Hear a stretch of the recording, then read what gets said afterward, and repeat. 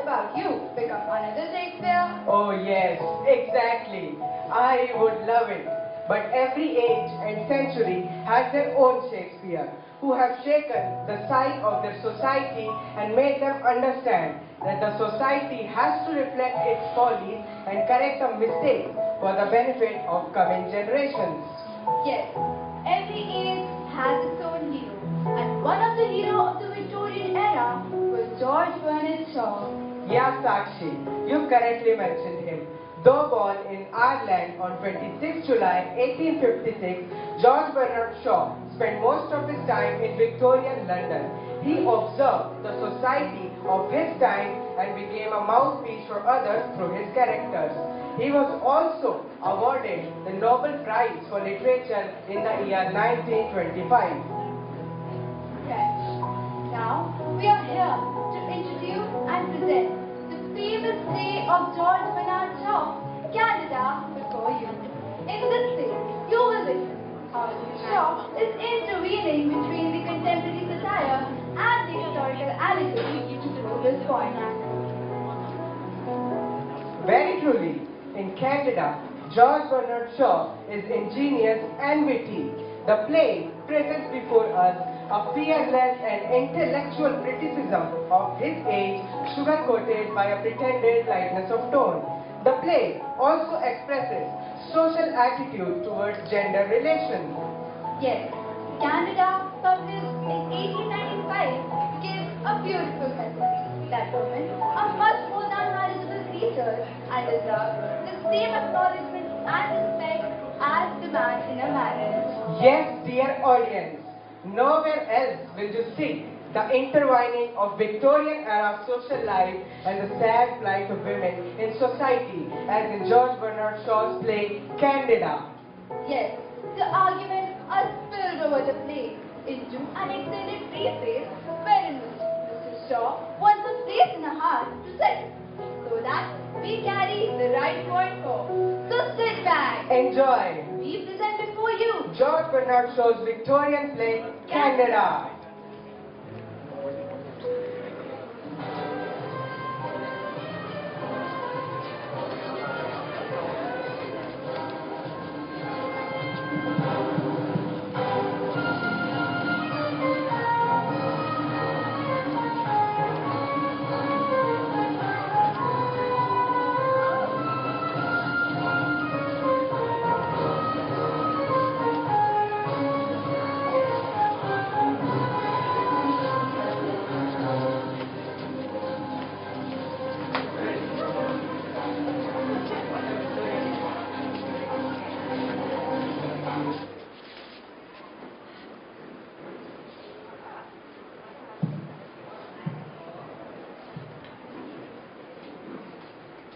Sir, there's a letter for you.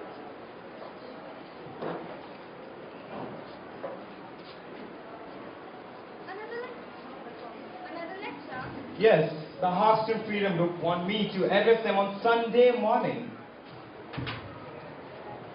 What are they? Communist anarchists, I think. Well, let's see. Late again as usual. I'm afraid so. I wish I could get up in the morning. Watch and pray, Lexi. Watch and pray. I know, but how can I watch and pray when I'm asleep? Isn't that so, Miss Crossy? Miss Garnett, if you please. I beg your pardon, Miss Garnett. You've got to do all the work today. Why? Never mind why. It will do you good to earn your own supper before you eat it for once, as I do. Come, don't dawdle. You should have been off on your rounds half an hour ago. Is she earnest, Moral? Yes, I am going to Donald today. You don't know how. Oh, don't I? I'm going to have to stay all to myself, or at least the phone. My wife is coming back. She's due here at 11:45. Coming back already with the children? I thought they were to stay to the end of the month. So they are. She's only coming up for 2 days to get some plan things for Jimmy and to see how we are getting on without her. It's so hard to understand about you, Mrs. Morel. Ah, my boy, get married. Get married to a good woman. Then you'll understand. Get a wife like my candidate. And you will be always in your arrear with your payment. I forgot to tell you that your mother-in-law is coming to see you. Mrs. Burgess? But she hasn't called you for... I almost say for 3 years. Are you sure? You're not joking. Are you? No, sir. Really, she is coming. We shall take your leave now, Mr. Morel. Lexi and I have to discuss today's schedule.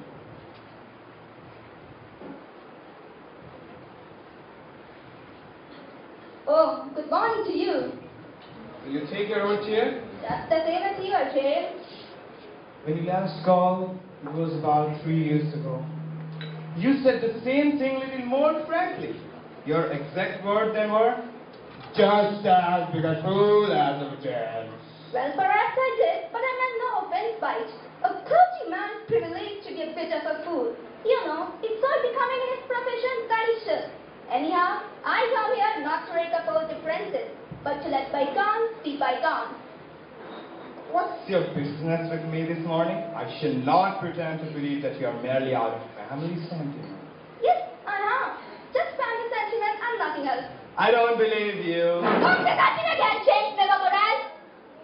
I'll say just as often may be necessary to convince that it's true. I don't believe you. Oh, well, if you're determined to be unfriendly to me, I suppose I would better go. I didn't expect to find an unforgiving spirit in you, James. Why are you so changed to me? I give you my word, I come here in pure friendliness, not wishing to be on bad terms with my own daughter's husband. Come on, James, be a cherishing and shake hands. Shake hands, James. Hello, Daddy. How are you? I'm fine, my child. We miss you a lot, Dad. I miss you too, my son. Go and play. Candida, my darling. I intended to meet you to play. Let the time slip. I was so engrossed by... My darling, how did you manage about the luggage? There. I was not alone. Eugene came down yesterday and we traveled up together. Yeah, he was struggling with my luggage. Poor boy. Go out here at once or he will look for the gap that you don't want.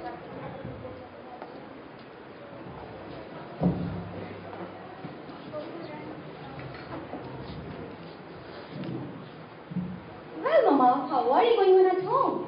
The out ain't word delivering in since you left it, Candy. I wish you would come. Well, who's this Eugene? He's an old man. You must be joking. No. Come along. You can spare a quarter of an hour at all events. Well, this is my mother-in-law, Mrs. Burgess. Mr. Marchbanks. Glad to meet you, I'm sure, Mr. Marchbanks. Glad to meet you, ma'am.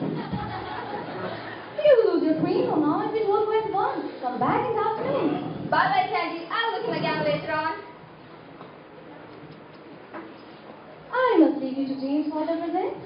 Goodbye.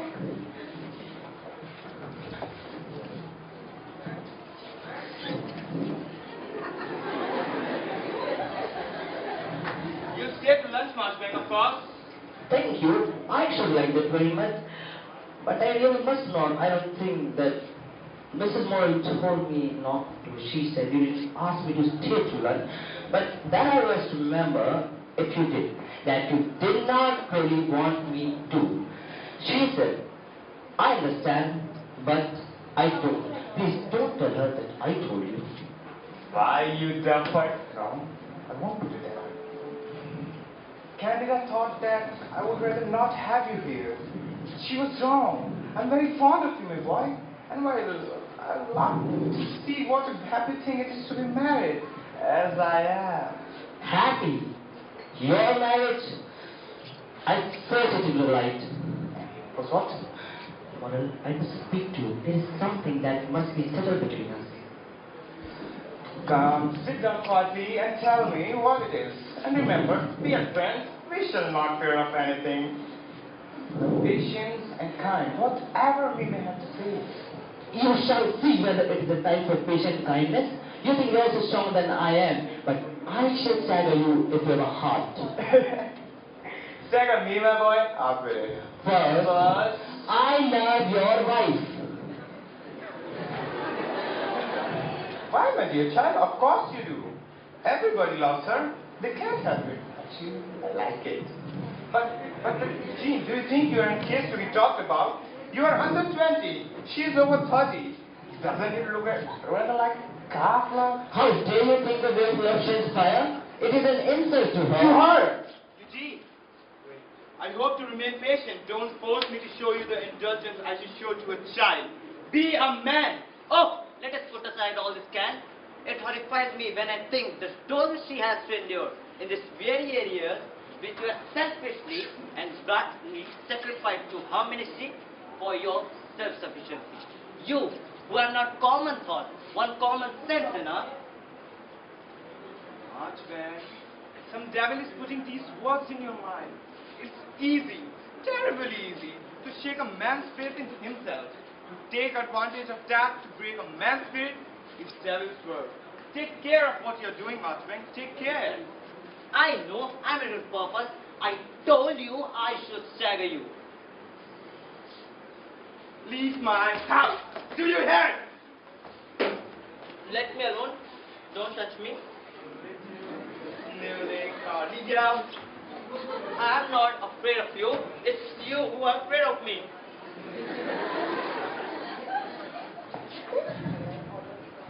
Wait a moment. When my wife comes, she will want to know why you have gone.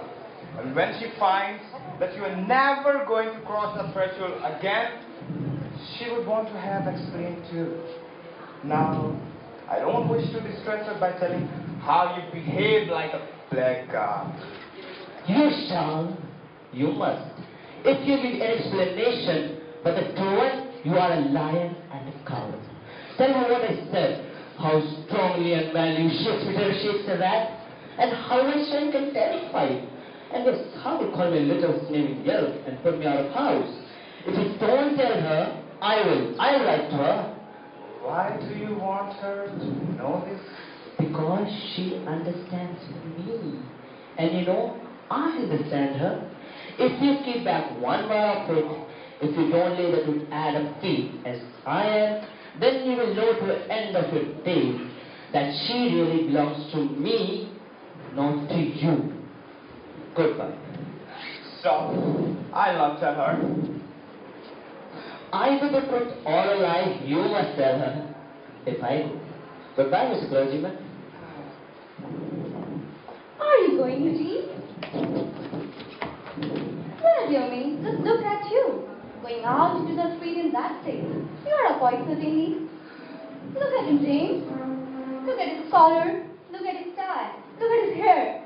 One would think that somebody had been throttling you. Here, Sancho.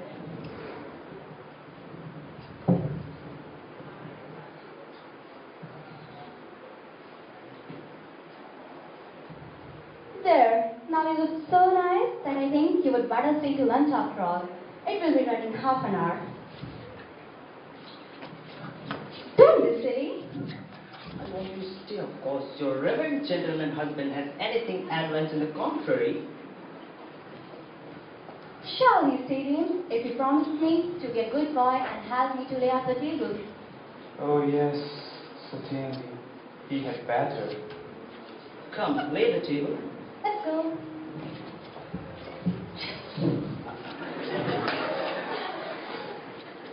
I'm the happiest of the men. So was I an hour ago.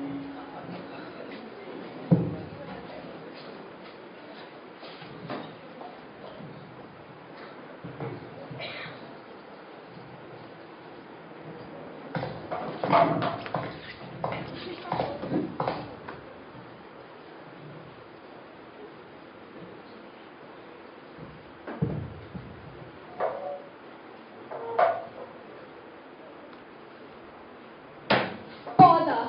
You've been meddling with my typewriter, Mr. Marchbank, and it's not the least in your trying to look as if you hadn't.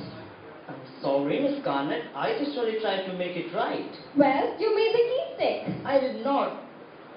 I just only turned a little wheel. Oh, now I understand. I suppose you thought it was a sort of barrel organ.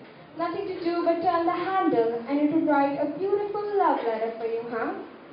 I suppose a machine could be writing me love letters. They are all the same, aren't they? How do I know? Why Why do you ask me? I beg your pardon, I thought clever people, people who can do business and writing letters, and that sort of thing had always a love affair. Mr. Marchbanks! I hope I have not offended you. Perhaps I should not allude to your love affairs. I haven't any love affairs. What do you mean? Oh, really? Then you're shy like me, isn't that so? Certainly, I'm not shy. What do you mean? You must be. That is the reason there's so full of affairs in the world. We all are longing about love. It is the first need of the nature, the loudest cry of our heart. But we dare not to utter our longing because we are too shy and shy. Oh, Miss Garnet, what would you give to be without fear, without shame? Oh, praise heaven. Here's somebody. Well, so let us surrender leave it to yourself, Mr. Marshland. I have come to keep you in company. James is receiving dedication in the dining room, and Candy's upstairs educating of a young sister girl she's interested in. She's sitting there learning her to read out the Bentley twins. You must find it lonesome here with no one but the typist to talk to. Oh, well, he'll be all right now that he has the company of your polished conversation. I was not addressing myself to you, young woman. That I'm aware of.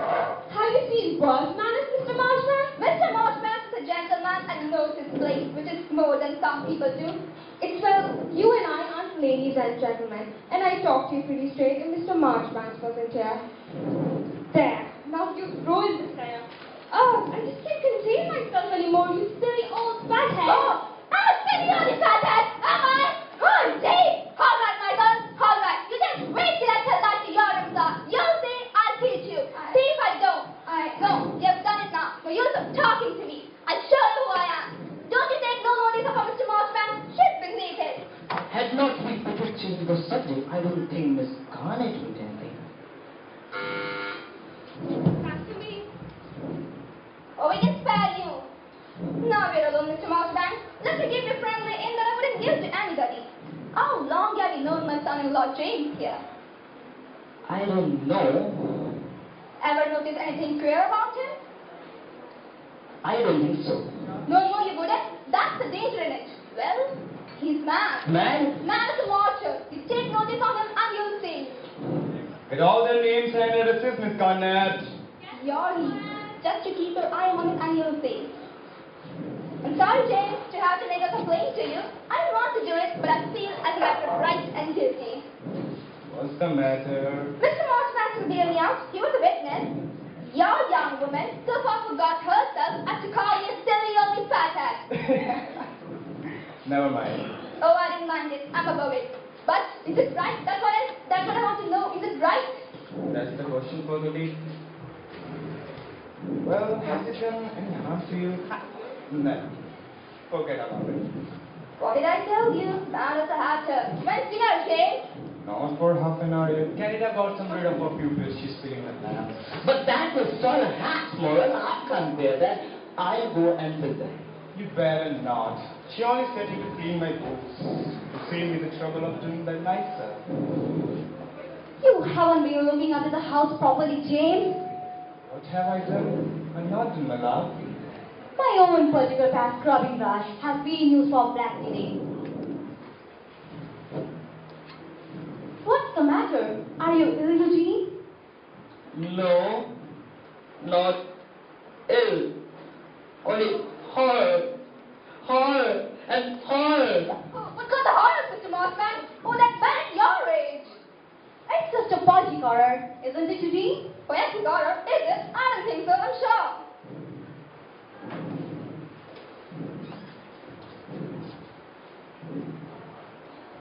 Reply paid. The boy is waiting. Maria is ready for you now in the kitchen, Mrs. Morel. The onions have come. You shall help Mrs. Lygram. Come along. Going out for a turn in the garden to smoke, James. All right. Well, Miss Frosty, why have you been calling my mother-in-law names? I Oh, never mind, Ross. Never mind. She's a silly old pathetic, isn't she?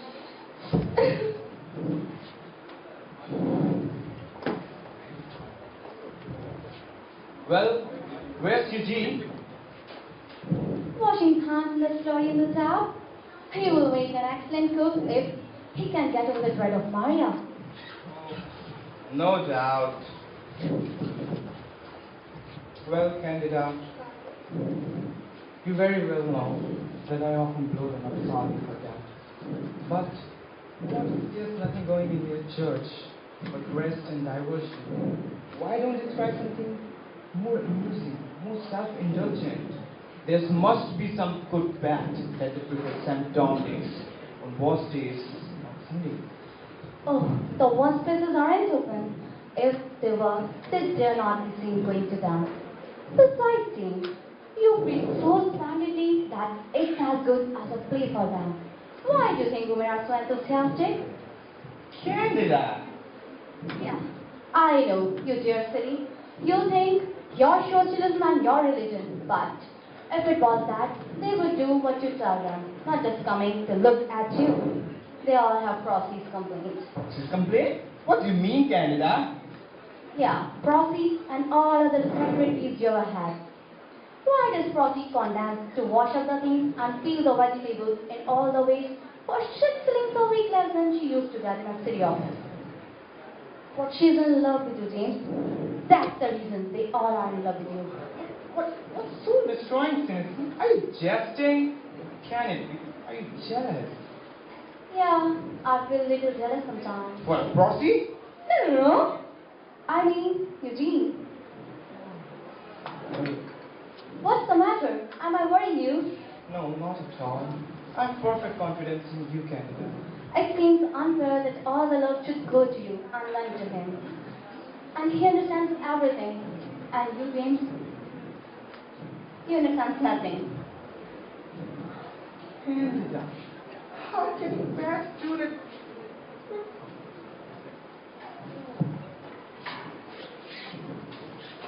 Is anything the matter? Not at all. But either you were right this morning, or Candida is mad. What? Candy man too?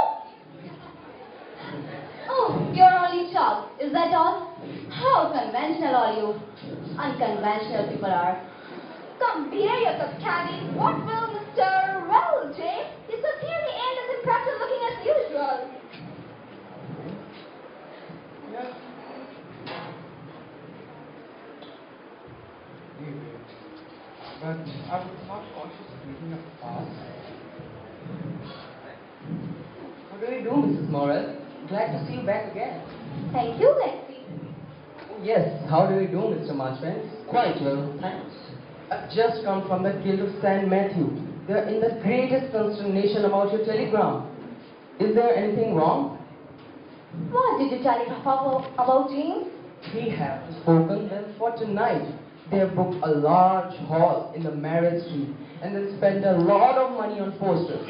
Moran's telegram was to say that he couldn't come. It came on them like a thunderbolt. You want a bad engagement to speak? First time in his life, I'll bet, ain't it, Candy? They decided to send you an urgent telegram, whether you would change your mind. Have you received it? Yes, I answered it. I cancelled. But why, James? Because I don't use those people forget that I'm a man. They think that I'm a talking machine to be turned on for their pleasure every evening of my life. May I not have one night with my wife and my friends?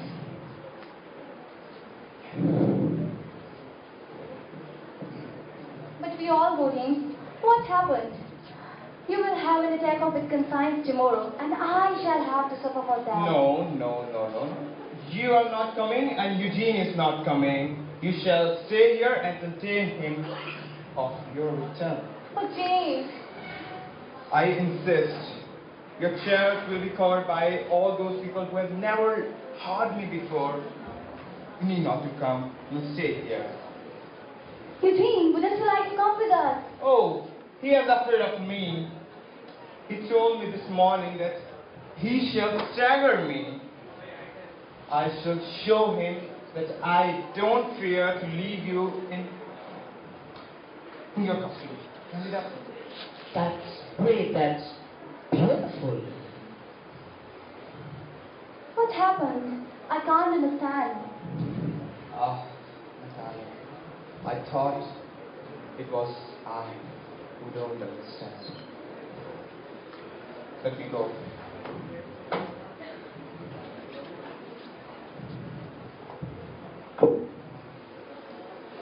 Every poet that ever lived has put his thought into song. He must. He can't help it. Haven't you been listening, Mrs. Moran? Huh? Haven't you been listening? Oh yeah, it's very nice. Go on, Eugene. I am longing to hear what happens to angels. I beg your pardon for boring you. But you are not boring me, I assure you. I finished the poem of Angel half an hour ago. I have read several things since. I'm sorry, Eugene, but I think the poker must have fascinated me. Oh, never mind. But sit down again, Eugene. You have been reading to me more than 2 hours, ever since James went out. There are limits to my appetite for poetry, even your poetry. I want to talk. No, I must not talk. I think I'll go out and take a walk in the park.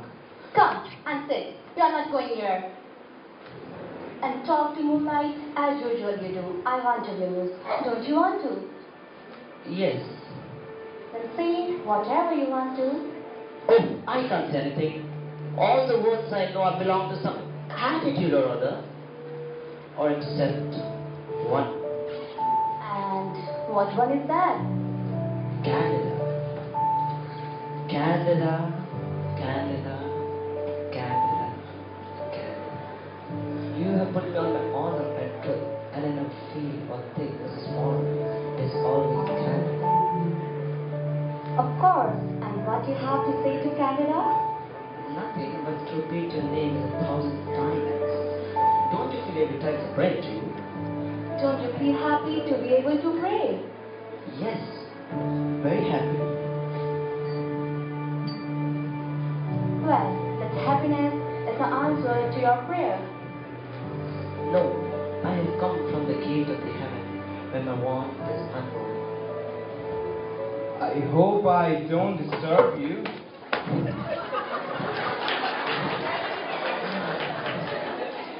How you startled me, James. I was so taken up with Eugene that I didn't hear a latchkey. How did the meeting go off? Did you speak well? I have never spoken better in my life. Okay, I put Jimmy and Leslie to bed. Well, do you have anything to tell me? Only that I have been making my fool myself here in private, and you are making your fool of yourself here in public. Do you think you are making laugh? Do you want me to reveal? Here's the 1,001st lesson. Moral, I don't think about it preaching after all. I can do it better myself. The man I want to meet is the man Canada loved. The man that? Do you mean me? No. Reverend James Maver Moral, moralist and a windbag. The man I want to meet is James must have hidden somewhere inside the black hole. You can't merely love a woman like Canada by merely buttoning your collar instead of in front, back. When Canada promised to marry me, I was the same moralist. And windbag, I wore my coat and preached. Really? A woman like her has a divine from inside. She loves her soul, not her foolies or vanities. It is she who wants somebody to protect, to help, to work for. Somebody to give her children, to help, to protect, to work for. Some grown-up men are becoming a child again. Oh, you fool, you triple fool. I'm the man, Morel, I'm the man. You don't understand what a woman is. Send for her, Morel, send for her. And let us choose between of. What on earth are you at, Eugene? ironing, preaching marriage, and he's getting worst of it. Oh, you have been annoying him. Now I won't have it. Do you hear? What have you been saying? Nothing. Sorry, I won't do it again.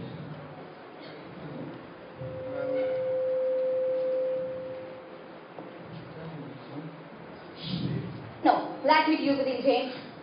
So, you are not angry with me? Angry? Yes, I am very angry with you. Are you sorry? Yes. Heartbroken.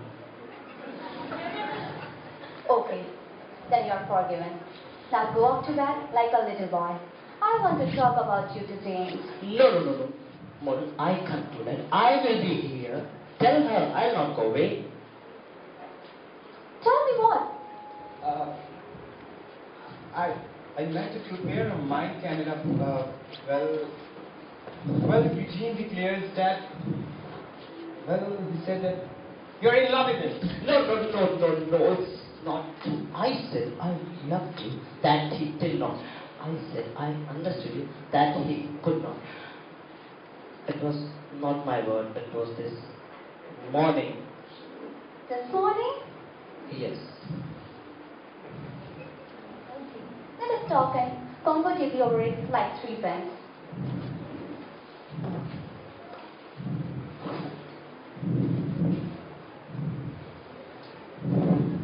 Do you remember what you told me about Eugenie?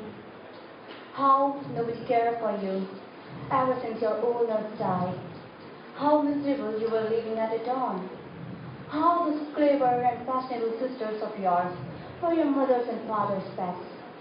How your father tried to starve you to returning into Oxford. You were always misunderstood and nearly always alone, my poor boy. I had nature, I had my books, and at last I met you. Okay, now leave it as present. I want you to look to my boy, boy from his cradle. I made him master here, but he does not know it. And even he could not tell you a moment ago how it came to be so. When he thought I might go away with you, his only anxiety was, what should become of me? But, what tempted me to say, he offered his dignity for my position, his livelihood, his defense, his industry for me. He offered me everything, Eugene.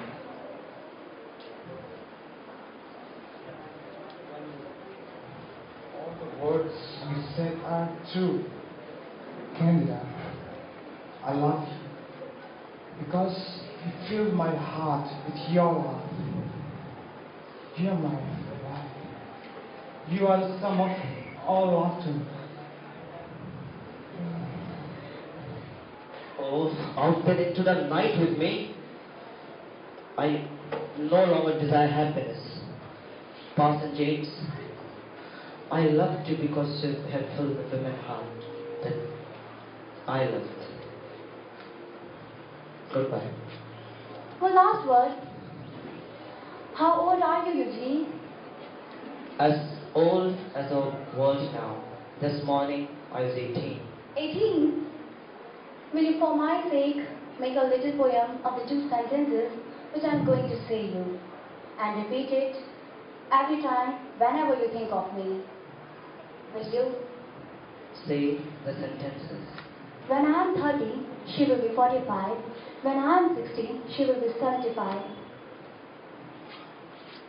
But in 100 years, we shall be at the same age. But I have a better secret in my heart. Let me go now. The night outside grows impatient.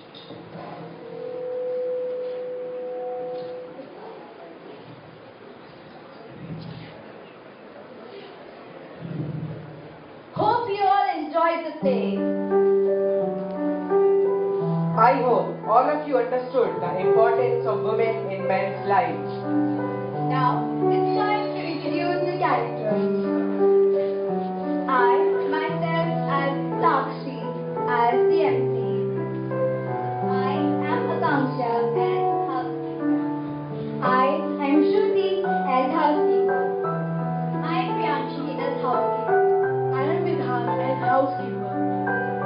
Ishan as housekeeper.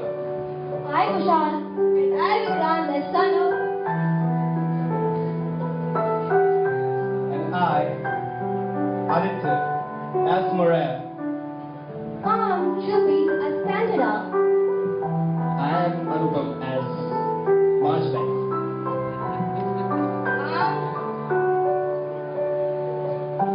Alanda as Mrs. Burgess. I am Anna as Miss Garnett. I'm Lakshay as Alexander Lexi. And I am Paritosh as MC.